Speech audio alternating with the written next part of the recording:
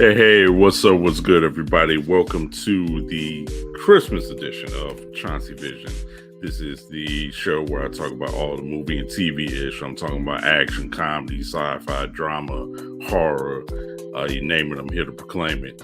This is the very special Christmas edition. Now, I'll tell you, Christmas was yesterday, but we're going to go ahead and get in, today and do what it do right here because we just got a lot of cool stuff going on with that. So I just want to go ahead and chop it up with all my peeps out here who are watching and listening. And, for me to help them get them through their day because I don't know if they're going back to work or they just want to chill out and listen to something. Hopefully they out here listening to me. Anyhow, welcome to the Christmas edition. As I said, like I said, Christmas was yesterday. And, is time of celebration because it's gotten to that point in age for most folks that it's not really about the presents anymore. It's all about the presence of just living life, having good people around you, enjoying cool stuff like movies. So hopefully you all got to embark on that yesterday because with times that we have going on currently, we need a lot of positive uplift, we need positive energy, you know, around us. So I just want to come up here, chop it up, talk to you all about, what is defined as a Christmas film. Now, everybody is into the traditional style of Christmas stuff, such as It's a Wonderful Life, which is, a long going Christmas tradition and still is to this day. Everybody goes back to it. It's a Wonderful Life. You got the old 60s and 70s claymation movies that a lot of people like to play, like Rudolph the Red-Nosed Reindeer, um, anything with Santa Claus in it. What's that? The Abominable Snowman.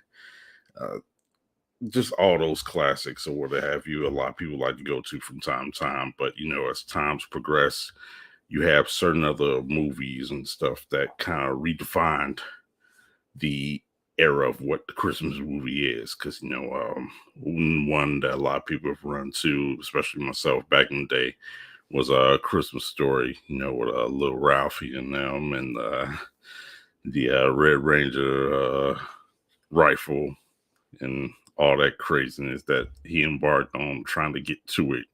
And as ironic that they actually did like a 30 some odd year sequel to this. And I've yet to watch the sequel, but the actor who originally played in Ralphie, he's back. Like, it's late 40s, early 50s, whatever like that. He's got his own family. He's reconnected with old cast members. And, it's odd to see, but, for nostalgia's sake, and it's, especially if you're a fan of nostalgia, it's pretty cool, I guess. There's other movies as well that kind of make me look at Christmas a little differently too, and what I define as Christmas movie. One I would have to say is Die Hard. Yes, I am Team Die Hard when it comes to the Christmas movie. Die Hard is a Christmas movie, and I also solidified it with some of my family members yesterday that not only Die Hard but the first Lethal Weapon are considered Christmas movies because as long as the theme of Christmas is around in some sort of way, it may not be all the way through the movie, but if the environmental time frame does takes place around Christmas, I'm gonna call it a Christmas movie. Sorry, not sorry. So definitely Die Hard and First Lethal Weapon are my first two come to mind when it comes to a Christmas movie. Let's see what else we got. Of course, can't forget Gremlins. Gremlins is like an all-time classic. That's definitely, especially if it's like it's comedy, but it's also got a horror edge to it because the whole thing with the Mogwai and the Gremlins themselves. So you got that going on in terms of that. Now, another one I'm trying to remember because you got Die Hard, you got First Lethal Weapon, you got Gremlins. Now, other peeps I've talked to have also solidified a couple movies on the comic book side as Christmas films. Those are movies such as Batman Returns, and also some people say Iron Man 3. I guess Iron Man 3 to an extent because personally Iron Man wasn't One of my total favorites is like on the low on the list, but I still rock with Robert Downey Jr. as Tony Stark and such. And yes, it is something that did take place around Christmas time, so I definitely can't knock that notion. Then also to like I said, Batman Returns, which is kind of a slept on sequel in some cases because it was actually well done. Some people said it was like pretty dark and eerie or whatever like that, but it's Batman. You kind of expect some dark and eerie energy, especially with the villains he's dealt with. So that I would put that in the Christmas realm because it also, again, if Christmas is in somewhere in the vicinity in the plot, it's gonna be considered a Christmas movie in my eyes. Now, another one that is actually definitely an all-time classic for most folks is that of Home Alone. Home Alone is definitely an all-time modern classic. Macaulay Culkin, that was pretty much his big break, his big starring role, and he knocked it out the park with that. And to keep that Christmas energy flowing, Home Alone 2 had the same type of thing or whatever. And the Home Alone movies, they are pretty much pure gold when it comes to your modern classic Christmas movies. Now, as far as the other little sequels, because they try to do like direct to DVD sequels or direct to video sequels that didn't pan out too well because Macaulay Culkin was kind of at that point where it was like, hey, I want to do other stuff. I just don't want to be known as the Home Alone kid forever. So it is what it is with that. So when they tried to do like those direct video Home Alone sequels, it just didn't have the same vibe. It didn't have the same energy. Even if you had like familiar faces from his family in there. And I mean you even have what's that, Joe Pesci and Dave Stern in those sequels. So it definitely one of it definitely didn't have that same vibe. But the first Home Alone especially and Home Alone 2 definitely carry on that Christmas spirit, the Christmas energy that a lot of people know and love on that. Now, in terms of Christmas stuff, if you want to get a little spooky with it, I already aforementioned Gremlins, but there is some Christmas horror joints, especially with horror heads like out there. Now, I know the Silent Night, Deadly Night series of movies that came out like in the 80s or whatever like that. Those are like cult classics, especially like the first two movies. Those are, definite, bangers for my horror heads out there. I know they tried to remake them maybe like early 2010s, but they ain't rock, I guess, as hard as the original ones go. So, you know how it is with sequel, requel junk.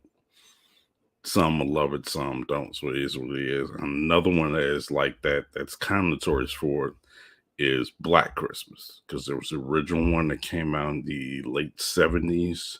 And that one starred, I believe, one of the stars was a very young.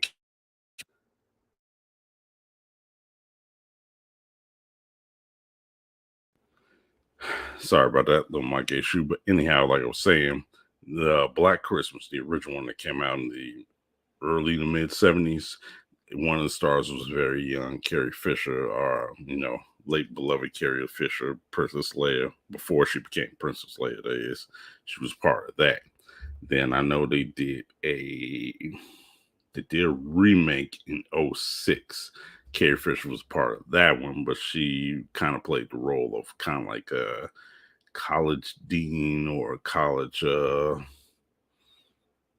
college dean or college counselor of some sort or what have you.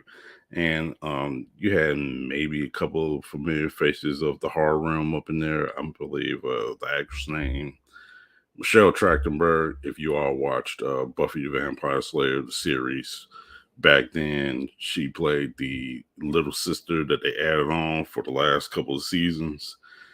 She was that character, and she starred in the '06 remake, and it was okay from what I remember. It was like your same old wham bam hack and slash energy that you had like with Scream, I Know What You Did Last Summer, etc., etc. And just try to modernize it a little bit, and it was okay for what it was.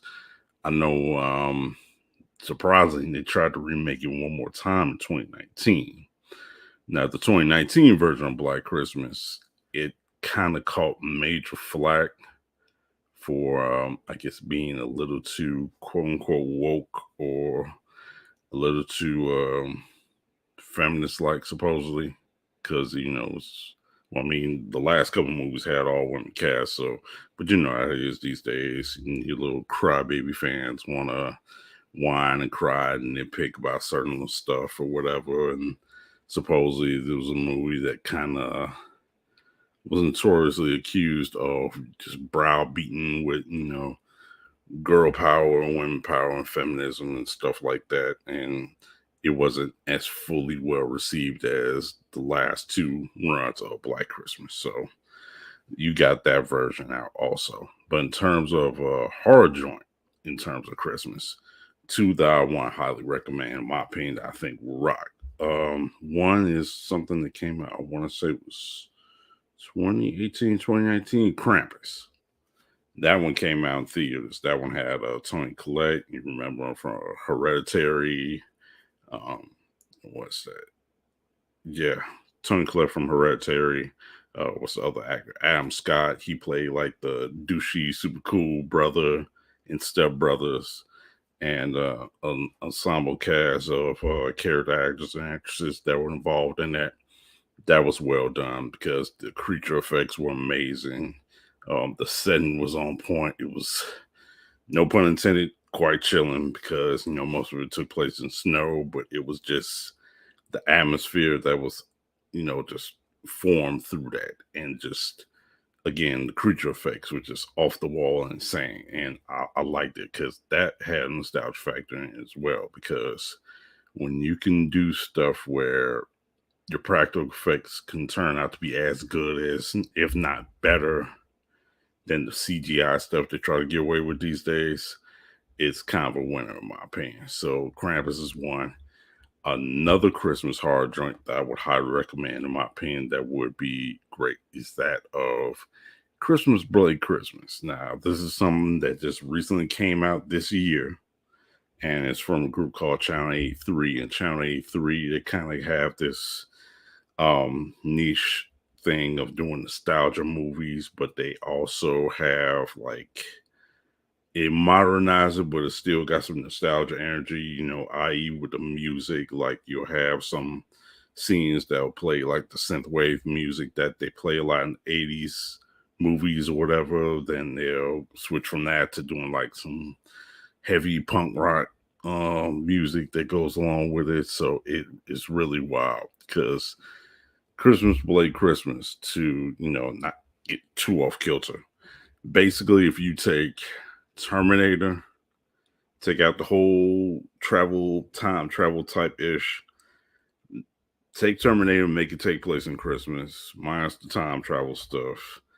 Have a robot Santa, yes, a robotic Santa go haywire on a small snowy Christmas town, and it's bloody, it's insane, and it definitely has that Terminator 1 energy to it, with, just the whole thing of, trying to hide from this thing that you're trying to kill, but just can't seem to be stopped. And when I say it's a lot of blood and guts and crazy explosions happen in this joint, it's awesome. It's wild. It's off the chain. So if you have Shutter, if you have AMC Plus, it's still streaming on it.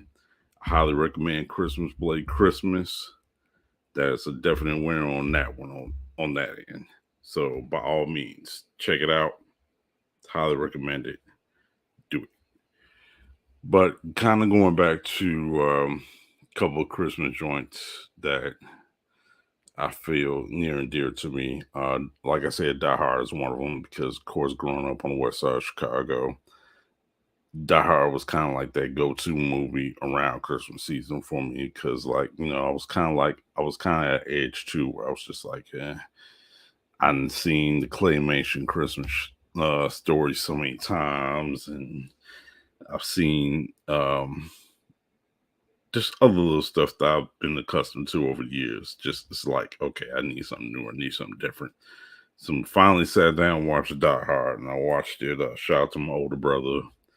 um, who I got to watch with that and my sister-in-law at the time. Well, still my sister-in-law, I should say. I'm sorry, but eh, stupid mic issues. Sorry about that. But anyhow, at the time, we, you know, embarked on Die Hard for the first time. I was just floored. I was floored of how good it was, how crazy it was, how exciting it was, and just memorable characters. Bruce Willis is John McClane, original Val Johnson. Everybody know him, little Carl Winslow. He's up in here. You got the late great Alan Rickman as Hans Gruber, and just every time this man talked, I would just crack up because he was just so smug and just he was so smug, but he was so hilarious at the same time. Like Officer McLean, Mr. Cowboy, and I was like, oh, Lord, I would just crack up, and just all the terrorists that were involved in this. It was just a wild joy to watch, and it's like every other time you turn on, it's like it's something you will never get tired of. That's how good Die Hard was to me. And when I think of Die Hard, I think of some of the recent happenings with that of Sir Bruce Willis because, as you all know, he had to basically kind of retire from active acting, due to some health issues, and sadly, due to an update from his family members, the health usage is deteriorating to the point where it's affecting his speech, it's affecting his motor skills, and it's really sad to hear that, especially around this time of year. But I will be forever thankful for what he's done with Die Hard and what he brought to the table with this role as Officer John McClane. And like I say it once, I say it again, this is gonna be forever, a definite, absolute positive Christmas movie for me. So I, you know, take my hats off to him, and continue prayers and blessings to his family, and maybe hopefully he can have some type of comeback off that. Maybe not to acting, but just in general, because when you deal with health issues like that, it's definitely no fun whatsoever. And that's why I kind of emphasize to people in my personal life to take care of yourself by all means. Make sure you on the up and up when you because we're not getting any younger. Can't do the stuff we can't used to do anymore. So just gotta take care of yourself by all means. But definitely, I'm gonna be forever grateful when it comes to Die Hard and what he's done for that. Lethal Weapon, on the other hand, that almost the same energy as that of Die Hard. It's you have this ultimate buddy cop thing going on between Mel Gibson and Danny Glover, and just all the hijinks. Like, I will never forget the opening scene with Martin Riggs, where he shopping for a Christmas tree, but he's actually ready to take down some cocaine dealers and stuff like that. And that was just forever memorable. And he's just daring the dude to just shoot. He's like, come on, shoot it. You know how Martin Riggs gets. So that is just wild to just still gravitate to that, and just other memorable scenes also. And when you have a movie like that that's supposed to take place during Christmas time, but you got some wild, crazy, gruesome stuff happening throughout there, it redefines things. That's all I can say. It just really, truly redefines what Christmas stories and Christmas movies mean to people. So for anybody who does remember Lethal Weapon like that, I mean, hey, hit me in the comments. Tell me what your favorite moments are from the first Lethal Weapon, from the first Die Hard, and there's so many of them. So it's like kind of hard not to. It's kind of hard to keep count, but not to keep up or whatever. It's just really cool to gravitate to those go-to movies. Now, other people, they still have their things as well. Funny back, what was it? Yeah, of course, yesterday. That's how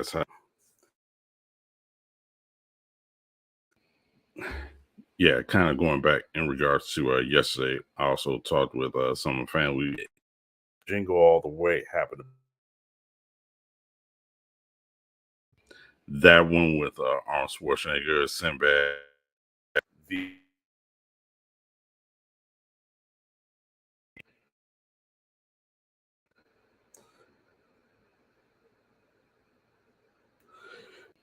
okay, now because might want to act funny or something. Anyhow, um, I was just saying, Jingle All the Way. That one to star Arnold Schwarzenegger, Sinbad, very young Jake Lloyd before he joined the Star Wars prequels. I believe it was Rita Wilson, Tom Hanks' wife, to play Arnold Schwarzenegger's wife in this one.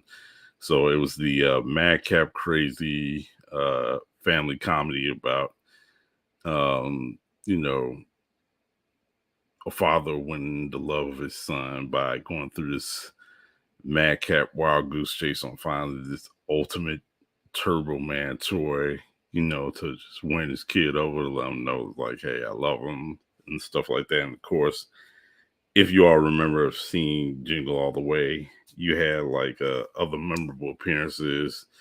Jim Belushi, he was like, I think, a mall Santa, like who had a bad drinking issue.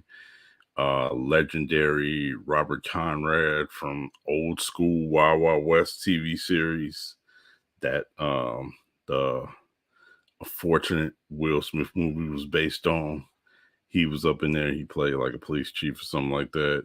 Then you had Big Show from WWE in there. He played like a big, large Santa that was in a hilarious fight scene with Arnold and that. But anyhow, that one, I didn't think it was too bad. I mean, it was corny for what it was, but I mean, at the same time, too, it wasn't that bad because you had little '90s tropes involved in there, like the end battle between Schwarzenegger and Sinbad. Schwarzenegger dressed up as Turbo Man, and Sinbad dressed up, I guess, I forgot the name of the villain on there, but anyhow, they're going back and forth and stuff like that, fighting for this Turbo Man toy.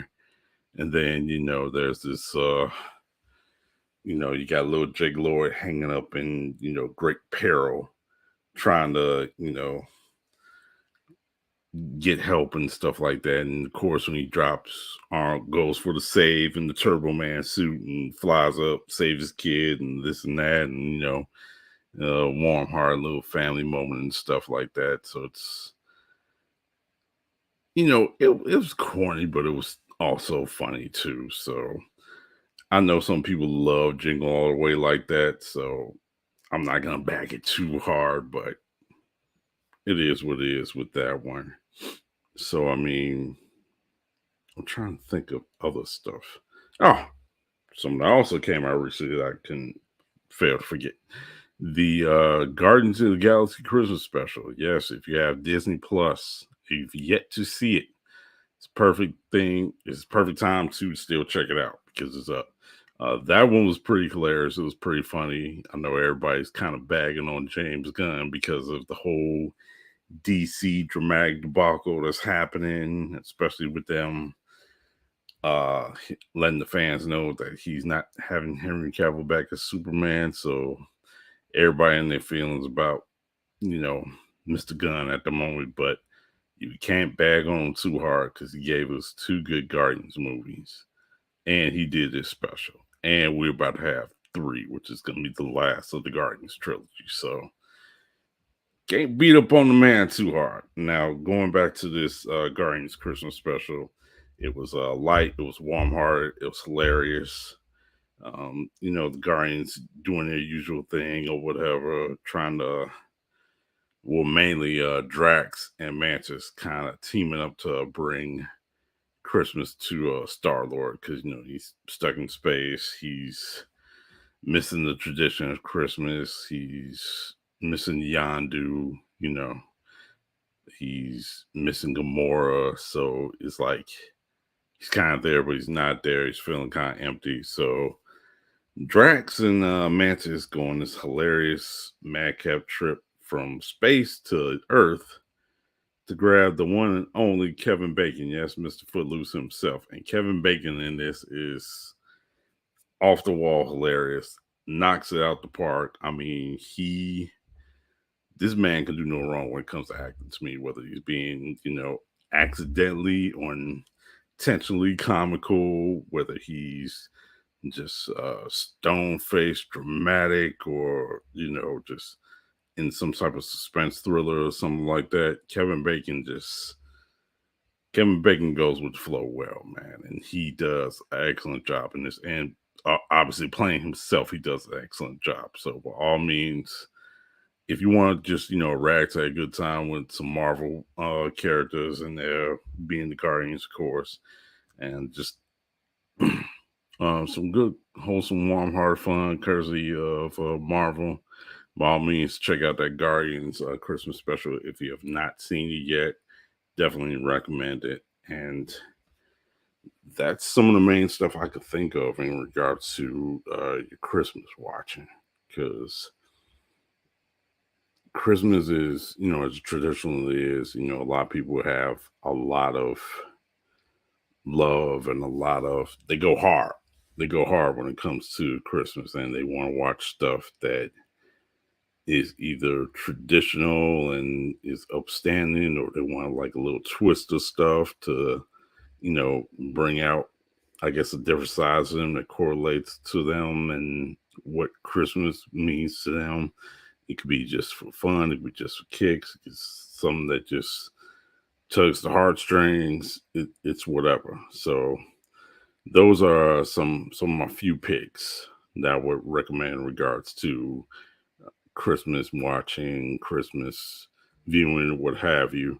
Now, as time progresses, I can say that I got a couple more things up in the bag that I'm going to be talking about. Matter of fact, I'll be back up here tomorrow.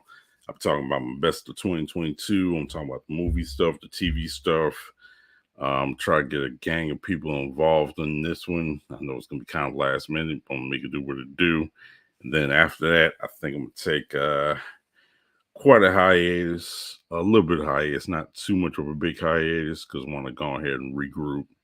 And as many people know, I'm rocking with a Fly Nerd group. So rocking with some of the coolest guys and girls in the Chicagoland area, bring you all some blurty hotness, you know what I mean, in regards to Marvel, um, you know, Marvel, DC, film, sports, music, just all that cool jazz. So definitely rocking with them, doing some major hot things for 2023.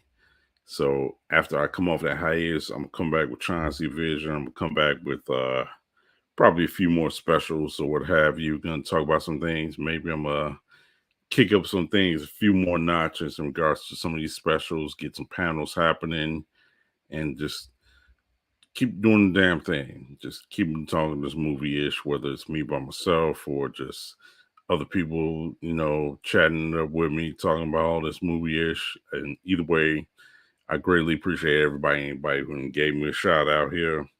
I greatly appreciate anyone who rocked with me on some panels, reviews, and things of that nature. Truly appreciate it. Much love, much respect. And I say let's do it one more time in 2023. But again, I'll try to come back up in here tomorrow. Probably have a few special guests. And we're going to talk all about all that stuff about the best of 2022, what we liked, what we didn't like.